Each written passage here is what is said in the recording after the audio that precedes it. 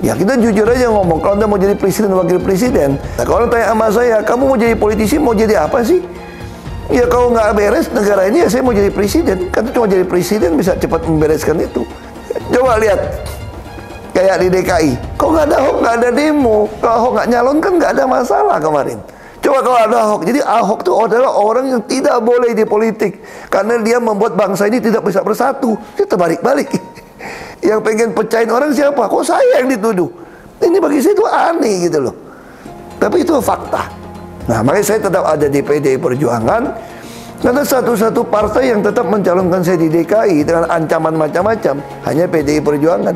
Katanya, kata Ibu Mega, mau jadi apa bangsa ini? Kalau kamu Pak Ahok yang bisa kerja, yang jujur, tidak boleh mencalonkan diri. Masa orang yang nggak jujur, yang itu mau yang bisa dicalon, katanya mau jadi apa, bisa kerja apa? Makanya saya pribadi ya putuskan ya ikut Ibu Megawati, PDI Perjuangan. Saya lihat cuma dia bisa berani terang-terangan. Kalau di DKI dulu saya sudah mundur, dianggap bikin kacau, bisa bikin demo. Ini sesuatu yang aneh menurut saya gitu loh. Nah, Ibu Mega nggak boleh mundur, harus maju. Mau jadi apa bangsa ini katanya? Kalau kamu ditekan untuk mundur, nah itu yang saya sampaikan. Apakah orang seperti Bapak Anies Rashid Baswedan layak, pantas untuk menjadi pemimpin di negeri ini? Sementara untuk memimpin kota Jakarta selama 5 tahun aja, tingkat kemiskinan meningkat. Nggak kebayang jika dipimpin oleh Anies Rashid Baswedan Indonesia, bagaimana nanti ke depannya. Oke, ayo sebagai rakyat Indonesia, kita gunakan akal sehat, logika yang waras, pilih pemimpin yang memang betul-betul terbukti rekam jejaknya, bukan hanya dengar kata orang, tapi biasakan cari data, fakta, dan rekam jejak. Karena suara kalian menentukan nasib bangsa Indonesia selama 5 tahun ke depan. Anies pisah dengan Caimin, itu bisa terjadi. Ini kita nggak tahu Anies ini kalau nggak jadi capres nanti gimana. Saya mau tanya, kalian yakin nggak Anies ini bisa maju capres? Nggak yakin, saya paling nggak yakin dari dulu. Nggak yakin. Last minute ini bisa berubah, apalagi kalau bicara PKB. Gampang sekali berubahnya. Ini karena yang ingin menyelamatkan diri siapa? Bukan Anies, bukan Caimin, bukan siapa-siapa. Yang ingin menyelamatkan diri itu Surya Paloh.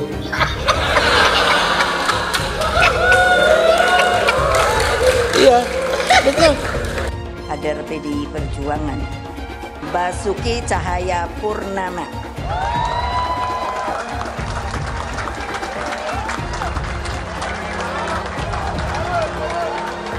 Terkenal namanya Ahok. Saya suka heran ya, kita ini bicara soal Pancasila, gotong royong, katanya itulah yang namanya dasar falsafah negara kita. Iya, terus masa nggak boleh ya, namanya mau Aseng, mau Ahok, mau Badu, mau apa, kalau dia warga negara Indonesia ya sudahlah. Ada yang bilang, ibu jangan dong panggil Pak Ahok lagi, Pak Ahok lagi, Pak Ahok lagi. Lah saya bilang emang namanya dia begitu. Kita bisa lihat karakter orang ketika ada di kekuasaan. Dan kita harus berani tegas. Orang jahat itu kata Nelson Mandela nggak bisa ngurus negara. Karena di kepala mereka itu cuma ada kekuasaan dan kekayaan saja. Oh, Ganjar kan udah teruji. Jadi orang kalau belum pernah berkuasa itu gampang ngomongnya. Tapi kalau kamu udah di kekuasaan, karakter Anda teruji. Dan Ganjar teruji. Apalagi saya sama beliau kan sama-sama di DPR juga dulu kan. Jadi itu karakternya teruji gitu. Keluarga juga teruji. Saya kira itu penting. Dan saya itu sampai bingung. Lah kok saya bilang Pak Jokowi petugas partai kader. Loh kok saya diomongkan yang namanya katanya terlalu sombong. Itu adalah ADART di partai kita. Saya pun petugas partai. Sekarang kan amburadulnya apa? Ganti pemimpin dirubah dengan enaknya. Bagi saya, coba, apa ndak pusing ya persoalan capres dan cawapres? Loh, saya sendiri sampai bingung loh. Kan di media tiba-tiba dibilang gini, oh iya sudah ada persetujuan bahwa nanti Pak Prabowo jadi presidennya, Pak Ganjar jadi wakil presidennya. Aku terus di rumah melongo, ini yang ngomong si Sopo ya. Lah aku kok ketua umumnya malah nggak ngerti. Coba terus nggak usah didengerin.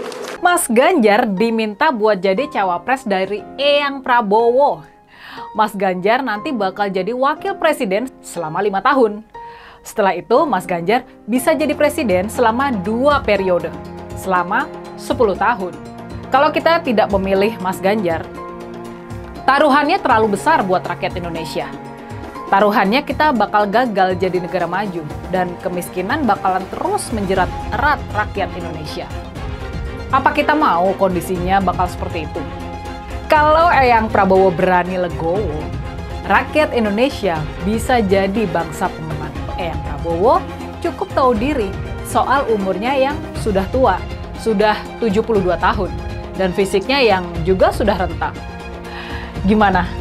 Setuju nggak? Lebih setuju lagi apa yang disampaikan calon presiden Pak Ganjar Pranowo. Tadi saya bisik-bisik ke beliau, Pak, nanti habis dilantik, besoknya langsung masuk ke kedaulatan pangan. Nggak usah lama-lama. Perencanaannya disiapkan sekarang, begitu dilantik besok langsung masuk ke kerja kedaulatan pangan. Sehingga swasembada pangan, ketahanan pangan, kedaulatan pangan itu betul-betul kita miliki. Dan saya yakin Pak Ganjar mampu menyelesaikan ini. Bilang dihalang-halangi, Anies masih sering bikin acara di sana-sini. Bebas pula. Duh, nggak capek apa ngibulin rakyat mulu, Pak? Nah, yang gue pertanyakan nih, Anies itu kampanye di mana-mana sering naik pesawat jet. Nah, pesawat jet biaya sewanya dari mana, Pak?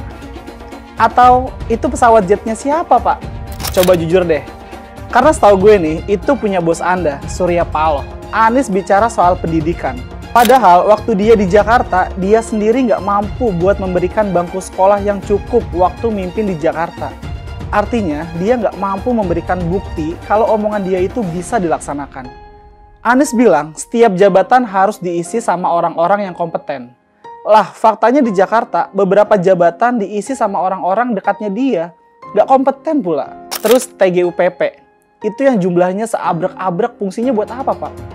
Kok Jakarta makin berantakan sih? Sekali lagi, Anies nggak bisa membuktikan omongannya. Anies bilang dia akan membuka lapangan kerja. Yang dulu janjinya 200.000 lapangan kerja, ternyata cuma omong kosong, alias cuma janji palsu.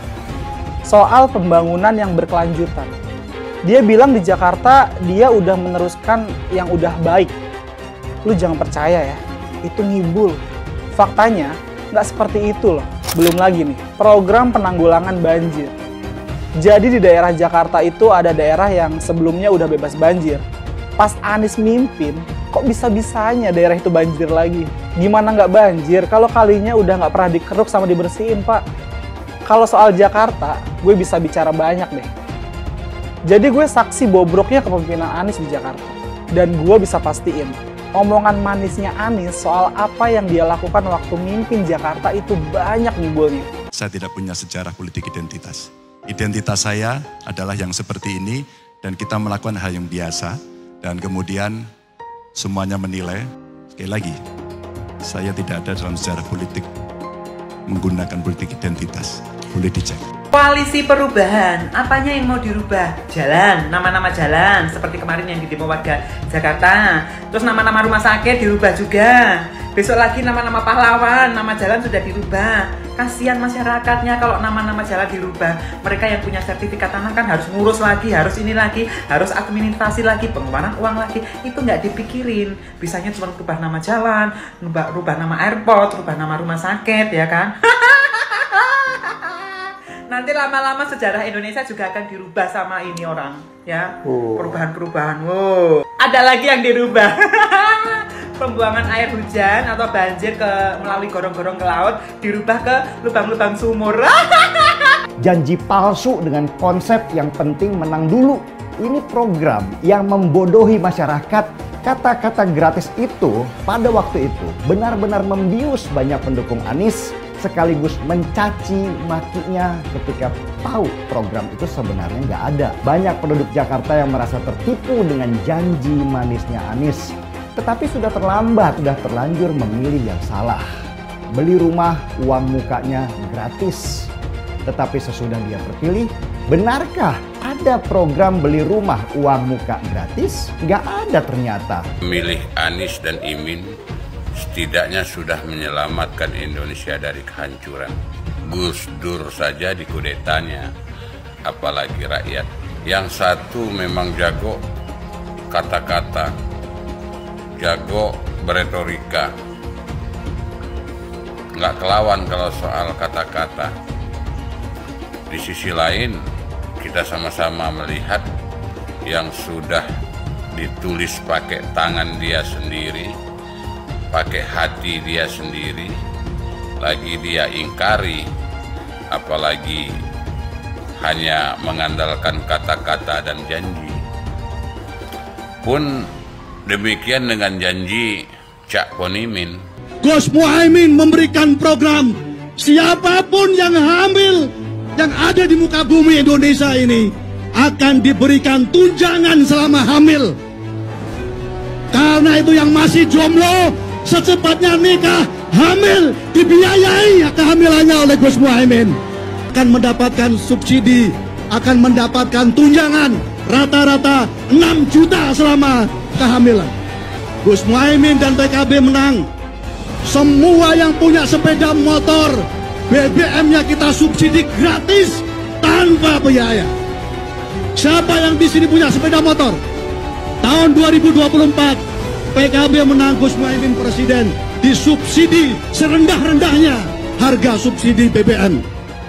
Kalau PKB sekarang bukan PKB Gus Dur, ini PKB Caimin. Jadi beda, PKB-nya sudah beda. Jadi nggak bisa lagi menurut saya, memang masih tetap jualan nama Gus Dur, itu ada larangannya jelas sekali. Tapi ya namanya orang masih mencuri-curi, kebiasaan kayaknya mencuri-curi. Mencuri partai, sekarang mencuri gambar. Gus Dur pendiri partai, orang yang dikatakan oleh Caimin sebagai guru politiknya, malah dikudeta, apalagi rakyat. Susah kan mau milih pemimpin seperti itu nanti? Pak Prabowo hari ini adalah calon presiden dari Partai Gerindra.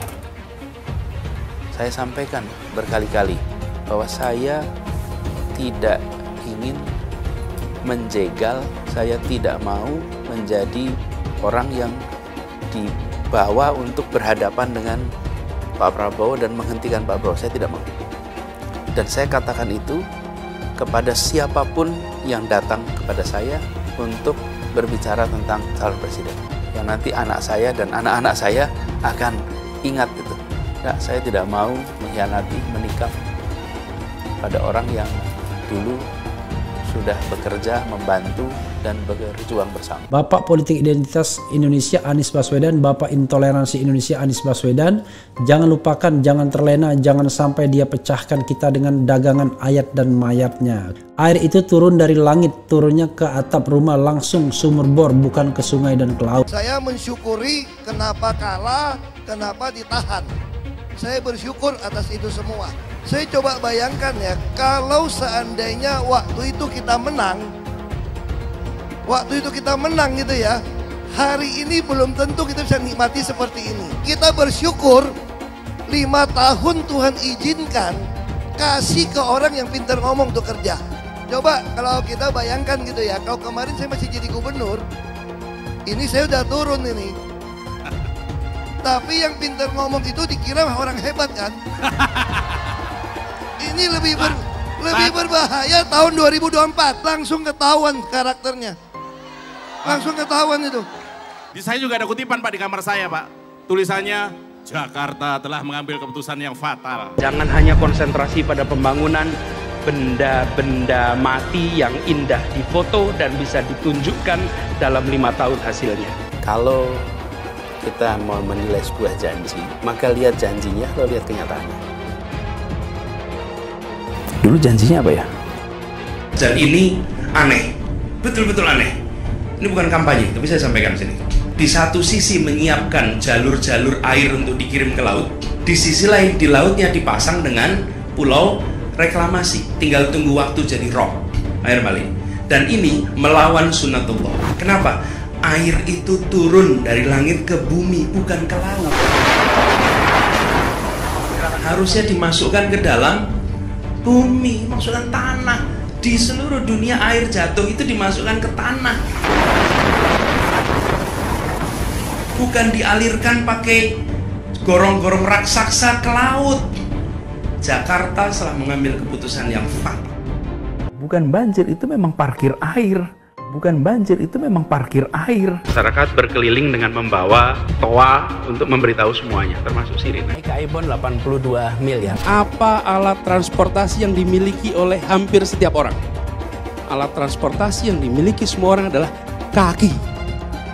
Kalau seandainya orang Jakarta percaya Pak Anies jadi gubernur pun, saya berani jamin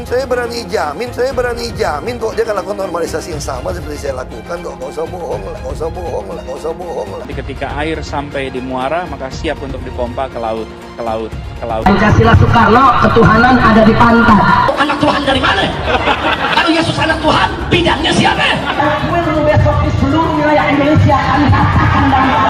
Iblis hanya menggoda orang yang beriman. Makanya jarang-jarang orang kafir kerasukan setan. Yang kerasukan setan itu orang baik-baik. Jarang, saya belum pernah nengok Cina kerasukan setan. Pernah tak Ahok itu kerasukan setan? Enggak, setannya juga. Karena sesama setan dilarang saling menggoda. Karena di salib itu ada jin kafir. Karena di salib itu ada jin kafir. Karena di salib itu ada jin kafir. Haleluya. Kepalanya ke kiri apa ke kanan? Kepalanya ke kiri apa ke kanan? Tetap percaya salib itu lambang mulia, bukan jin. Kok ketawa? Aku nggak nyindir siapa-siapa loh. Saya nggak pernah mundur untuk kebenaran, keadilan, kejujuran. Dan peri kemanusiaan, gue nggak pernah mundur. Dan gue nggak pernah takut juga sama lu. Siapapun yang rasis, gue akan hadapin. Gue bilang. Karena rasis itu tidak berperi kemanusiaan. Sama saya ditanya dulu kan, kamu nyesel nggak statement kamu di Pulau Seribu sehingga masih masuk penjara?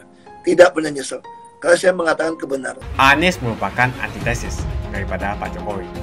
Antitesis artinya bertolak belakang dengan Jokowi. Anies sudah menyatakan tidak akan melanjutkan semua program dari Pak Jokowi. Jadi semua pembangunan yang dilakukan oleh Pak Jokowi akan dihentikan oleh Anies jika Anies menjadi presiden. Lagi pula Anies didukung oleh khilafah, dan pendukung Anies adalah ormas seperti FPI dan HTI. Apa kita mau FPI dan HTI kembali di Indonesia jika Anies memimpin? Anies juga dikenal sebagai bapak politik identitas yang menghalalkan segala cara untuk menggapai kekuasaannya, termasuk menggunakan politik identitas berbasis agama. Lihatlah di kasus Ahok waktu itu. Kita sudah bisa melihat hasil kerja Anies selama 5 tahun di Jakarta. Tidak ada satupun janji yang dipenuhi dan tidak ada kinerja yang bisa dibanggakan. Dari DP 0%, OKOC, kelebihan bayar, Formula E, banjir, sumber resapan, jalan rusak, dan gonta-ganti nama jalan.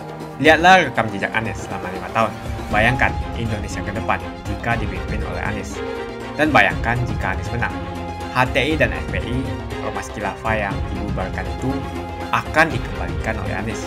Apakah kita mau Pancasila diganti jadi khilafah? Perkataan Ahok sudah terbukti dan Jakarta sudah menjadi korban. Jangan biarkan Indonesia menjadi korban kibulan Anies Baswedan. Umat minoritas, terutama kaum Tionghoa, tidak akan memilih Anies Baswedan. Ya kita jujur aja ngomong, kalau Anda mau jadi presiden wakil presiden, satu-satu cara harus dicalonkan oleh partai politik. Nah kalau tanya sama saya, kamu mau jadi politisi, mau jadi apa sih? Ya kalau nggak beres negara ini, ya saya mau jadi presiden. Kan cuma jadi presiden bisa cepat membereskan itu. Yang jadi masalah, partai politik ketakutan dong nyalonin saya. Karena saya kan dianggap tukang bikin onar gitu kan. Kalau nggak ada Ahok kan nggak ada yang ribut katanya. Coba lihat, kayak di DKI. Kalau nggak ada Ahok nggak ada demo. Kalau Ahok nggak nyalon kan nggak ada masalah kemarin. Harusnya Ahok tuh nggak usah di politik, nggak usah nyalon. Ahok tuh udah nggak boleh lah ikut-ikut politik yang dipilih, karena akan bikin gaduh, bikin kita yang harmonis ini tidak harmonis, bikin bangsa ini terpecah belah. Jadi terpecah nih gara-gara Ahok nih. Coba kalau ada Ahok, jadi Ahok tuh adalah orang yang tidak boleh di politik, karena dia membuat bangsa ini tidak bisa bersatu. Kita balik-balik. Yang punya otak rasis siapa gitu loh? Yang pengen pecahin orang siapa? Kok saya yang dituduh? Ini bagi saya itu aneh gitu loh. Tapi itu fakta. Nah, makanya saya tetap ada di PDI Perjuangan, karena satu-satu partai yang tetap mencalonkan saya di DKI dengan ancaman macam-macam hanya PDI Perjuangan. Kata Ibu Mega, mau jadi apa bangsa ini kalau kamu Pak Ahok yang bisa kerja, yang jujur, tidak boleh mencalonkan diri? Ini bangsa mau jadi apa konstitusi kita? Ideologi kita mau dijadikan apa? Yang penting ideologi mesti jelas. Bangsa ini bisa disatukan karena punya dasar ideologi yang sama. Salah Pak Ahok di mana katanya? Masa orang yang nggak jujur, yang itu mau yang bisa dicalon katanya, mau jadi apa? Bisa kerja apa? Makanya saya pribadi ya putuskan ya ikut Ibu Megawati, PDI Perjuangan. Saya lihat cuma dia bisa berani terang-terangan. Kalau di DKI dulu saya sudah mundur, dianggap bikin kacau, bisa bikin demo. Ini sesuatu yang aneh menurut saya gitu loh. Nah, Ibu Mega nggak boleh mundur, harus maju. Mau jadi apa bangsa ini katanya? Kalau kamu ditekan untuk mundur. Nah, itu yang saya sampaikan. Nah, yang dimaksud kompromi itu membuat kebijakan. Ya, saya tidak ada kompromi. Anda mesti ingat dulu di DKI, orang saya suka tulis pemahaman nenek lu yang ribut. Saya diteriakin anjing di Kemendagri oleh oknum anggota DPRD. Itu berdiri teriakin saya anjing karena ada 2 anggaran yang saya tidak mau kompromi. Mereka mengajukan ada 12,5 triliun untuk mereka belanja suka-suka dia. Saya bilang nggak bisa, ini mesti pakai e-budgeting sesuai dengan Musrenbang. Terus mereka ada bisik-bisik, kalau kamu terus kayak gini kan tiap minggu demo kamu jangan harap bisa lanjut. Nah, saya memilih ketika bicara seperti itu, lebih baik saya turun tidak terpilih, tapi saya telah melakukan satu kebenaran, keadilan, kejujuran. Dan tentu bagi saya itu peri kemanusiaan. Dia teriak saya anjing kamu katanya.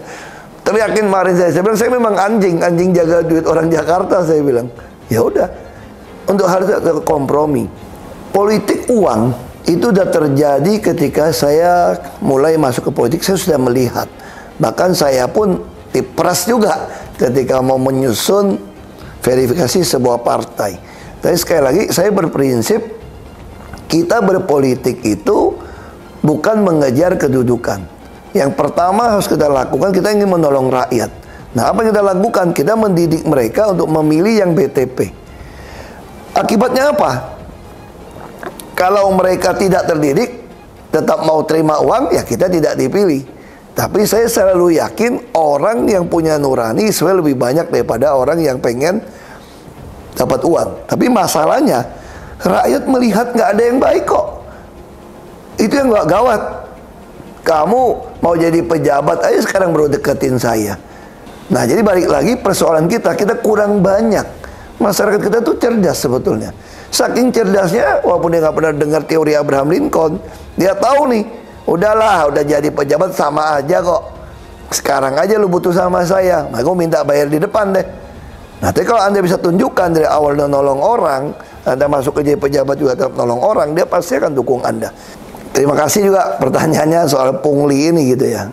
Memang satu pihak, kalau kita mau berdebat, kalau pejabat oknumnya itu memang ngotot, Anda akan kesulitan. Ini kan zamannya medsos. Mau pejabat manapun, mau oknum manapun, paling takut kalau kalian rekam dan diviralkan. Selesai dia. Soal pungli ini memang mesti pengawasan, mesti lurus. Lalu PTSP, orang minta izin lama, saya pasangnya CCTV. Kalau ada pengaduan, kalau ada ngomongnya lama, pasti ini ada apa-apa nih. Apalagi udah ikut keluar-keluar ke samping nih. Logika kan sederhana. Anda datang, kalau beres masukin keluar suratnya. Kalau surat Anda belum beres, Anda tinggal bilang ini belum beres, ada checklistnya. Pasti langsung pulang untuk datang balik lagi. Nggak mungkin begitu lama. Nah, jadi sudah balik lagi. Kita butuh banyak orang yang memang mau bekerja untuk rakyat, melayani seperti itu. Zaman ini memang udah zamannya era digital ya. kita yang kebetulan suka gadget, suka pakai ya, teknologi, tentu akan menyambut dengan baik. Nah, saya memang dari dulu ya memang suka ya. Dulu kita pakai radio 2 meteran untuk ngontrol pekerja. Kita lalu punya HP, kita bisa SMS, kita buka untuk terima. Lalu dengan teknologi yang begitu maju, kita nggak mungkin kerja dengan manual. Makanya dengan adanya teknologi begitu maju, anak-anak kita begitu mampu, nah, saya tentu minta mereka bantu supaya saya gampang untuk melacak. Ya sama kita udah biasa pakai aplikasi atau di internet gitu ya, kita cari kata-kata. Dulu kita bayangin kalau mau bikin skripsi, nyari ke perpustakaan itu udah debu-debu, ada halaman yang hilang. Sekarang kita mau skripsi tinggal cari aja kan di Google, kita search gitu, tulis kalimat keywordnya apa. Nah itu dasar memang pengalaman dan kebetulan memang teknologi digital begitu maju. Itu sangat membantu, menolong. Sehingga setiap kali ketik aja kita bisa keluar semua. Nah sekarang saya malahan sudah tidak suka lagi tuh dikasih proposal atau untuk paparan segala macam. Semua saya minta dikirim dalam bentuk PDF yang bisa saya tulis di iPad. Jadi itu semua digital dan saya bisa cari juga tulisan-tulisan saya ada di mana dan bisa menggabungkan. Ini teknologi sangat menolong. Ya kita bersyukurlah masuk ke satu era teknologi yang begitu membantu kehidupan kita. Kan gampang ya dengan teknologi ya. Misalnya contoh, saya baca ada pemahaman tentang Pergub, Perda yang habisin ratusan miliar. Ya udah saya tinggal bikin dalam sistem yang namanya pemahaman, kamu nggak bisa masuk aja. Jadi sekali lagi kita butuh orang, data sebetulnya, tapi harus ada dikelola oleh teknologi dan digital. Dengan artificial intelligence saat ini sangat mudah. Sama sekarang seperti di Pertamina lah. Nah malah saya udah mau dorong rapat itu, saya tidak mau lagi Anda paparan ke saya. Paparan ke saya itu akan menghabiskan banyak waktu Anda persiapan. Jadi topik yang saya mau tahu, misalnya contoh soal pemakaian BBM, saya minta langsung rapat di Integrated Enterprise Data Command Center. Makanya saya bikin besar, saya minta bikin besar baru jadi tahun lalu untuk duduk rapat di sana. Jadi sebetulnya teknologi ini membantu ngurangin orang ya sebetulnya. Jadi balik lagi semua akhirnya kita butuh digital. Makanya kita pasang online pajak, terutama PB1. Nah, jadi termasuk kemudahan membayar dengan mobile banking, kerjasama dengan bank. Ada nggak yang masih curang? Ada. Tapi karena kita juga percaya, kan tidak semua bisnis jenis yang sama curang. Tidak semua atau restoran atau tempat usaha di wilayah yang sama yang curang. Nah, kita bisa mulai bandingkan dengan teknologi AI, kita bisa tahu nih, kira-kira mana yang anomali. Harusnya yang didapatnya sekian, kenapa dia enggak? Dengan cara seperti itu, dengan cara teknologi, kita bisa tahu mau orang kuat, mau orang siapa, ada bukti kok. Yang paling susah kan ada orang kuat, kalau kita kirim orang, dia bilang nggak ada masalah. Dia takut, tapi kalau dengan teknologi nggak bisa bohong. Sama kayak sekarang lah, ada orang kuat misalnya yang punya SPBU, nakal, jual macam-macam. Dengan teknologi sekarang terbukti, kita berani kasih sanksi stop, sampai cabut izin kamu. Anda mau tuntut saya depan hukum, ada data digital. Bukan secara suka tidak suka dari saya, ini beda. Nah, kalau menurut pengalaman saya gimana caranya ngangkat pejabat? Saya pernah, tentu di Jakarta saya gunakan sistem lelang. Dulu orang bilang ada Jumat Keramat. Yang penting kepala kita ini harus taruh dia tugasnya apa, kriterianya jelas. Misalnya contoh dulu soal Dinas PU Tata Air. Mereka malah mengatakan kita pengennya semua mesti dari rumpun teknik. Tapi kalau udah ganti 5 dari dalam, masih banjir juga wilayah yang saya kasih kriteria untuk tahun ini selesaikan. Saya lebih baik lelang, saya tunjuk orang dari rumpun doktorandus malahan. Dari IPDN, dari seorang camat, itu ternyata beres. Nah, jadi patokan saya itu, kan nggak ada orang yang bodoh kan. Semua lulusan sarjana. Nah, kalau kepalanya lurus, bawahnya nggak lurus. Kalau dia berani nggak lurus, ya buang aja, ganti orang baru. Dulu Anies bisa menang karena menggunakan agama dan etnis. Isu agama, ras, dan antar golongan dinikmati oleh relawan Anies. Saat itu Anies didukung oleh FPI, HTI, dan pengasong khilafah lainnya.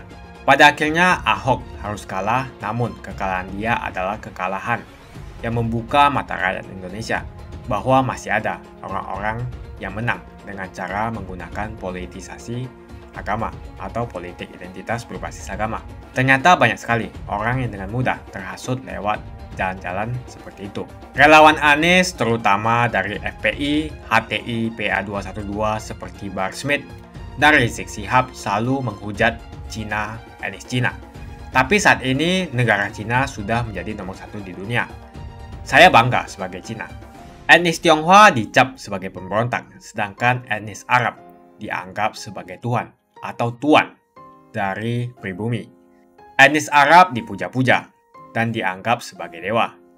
Lihat saja Rizik Syihab dan Bahar Smith dipuja-puja, padahal mereka mengujar kebencian. Pengasong khilafah seperti Rizik Syihab, Bahar Smith, dan teman-teman, mereka hanya buat gaduh di Indonesia.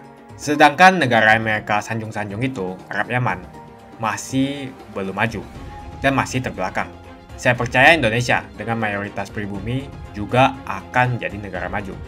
Seharusnya Arab Yaman belajar dari negeri Cina, seperti kata kitab suci. Belajarlah sampai ke negeri Cina. Anies dan juga pendukung Anies, seperti Rizik Syihab, Bahar Smith, dan kelompok-kelompok HTI dan FPI, harus belajar ke negeri Cina, supaya tidak lagi melakukan kelebihan bayar. Yang jelas saya memilih pribumi, bukan yang dari Yaman. Ganjar jelas pribumi, nasionalis, dan pasti akan melanjutkan visi dan misi dari Pak Jokowi. Suara Ahok merepresentasi warga minoritas, dan etnis Tionghoa mendukung Ganjar Pranowo. Ahok pasti akan mendukung Ganjar, karena Ahok anti radikalisme. Ahok yang jelas tidak akan mendukung Anies Baswedan, karena Anies Baswedan didukung oleh kelompok khilafah, HTI, dan FPI, ormas terlarang itu. Anies merupakan antitesis daripada Pak Jokowi, dan diragukan kenasionalisannya, apalagi pribumiannya. Antitesis artinya bertolak belakang dengan Jokowi. Anies sudah menyatakan tidak akan melanjutkan semua program dari Pak Jokowi. Jadi semua pembangunan yang dilakukan oleh Pak Jokowi akan dihentikan oleh Anies jika Anies menjadi presiden. Lagi pula Anies didukung oleh khilafah, dan pendukung Anies adalah ormas seperti FPI dan HTI. Apa kita mau FPI dan HTI kembali di Indonesia jika Anies memimpin? Anies juga dikenal sebagai bapak politik identitas yang menghalalkan segala cara untuk menggapai kekuasaannya, termasuk menggunakan politik identitas berbasis agama. Lihatlah di kasus Ahok waktu itu. Kita sudah bisa melihat hasil kerja Anies selama 5 tahun di Jakarta. Tidak ada satupun janji yang dipenuhi dan tidak ada kinerja yang bisa dibanggakan. Dari DP 0%, OKOC, kelebihan bayar, Formula E, banjir, sumber resapan, jalan rusak, dan gonta-ganti nama jalan. Lihatlah rekam jejak Anies selama 5 tahun. Bayangkan Indonesia ke depan jika dipimpin oleh Anies. Dan bayangkan jika Anies menang. HTI dan FPI, ormas khilafah yang dibubarkan itu, akan dikembalikan oleh Anies. Apakah kita mau Pancasila diganti menjadi khilafah? Bagian Indonesia Timur yang mayoritas non-muslim seperti Bali tidak akan setuju dengan khilafah atau sistem khilafah. Mungkin Indonesia akan bubar jika Anies menjadi presiden. Perkataan Ahok sudah terbukti dan Jakarta sudah menjadi korban. Jangan biarkan Indonesia menjadi korban kibulan Anies Baswedan. Umat minoritas, terutama kaum Tionghoa, tidak akan memilih Anies Baswedan. Saya yakin karma Ahok mengejar Anies Baswedan. Dulu Anies memainkan politik identitas kepada Ahok. Sekarang Anies dipertanyakan kepribumiannya karena dia dari Yaman. Itu saja opini saya hari ini. Tuliskan opini kalian tentang Anies Baswedan. Jika kalian setuju dengan pendapat saya di video ini, pastikan kalian menekan like di video ini dan bagikan video ini ke teman dan family Anda supaya mereka semua mengetahui tentang informasi ini.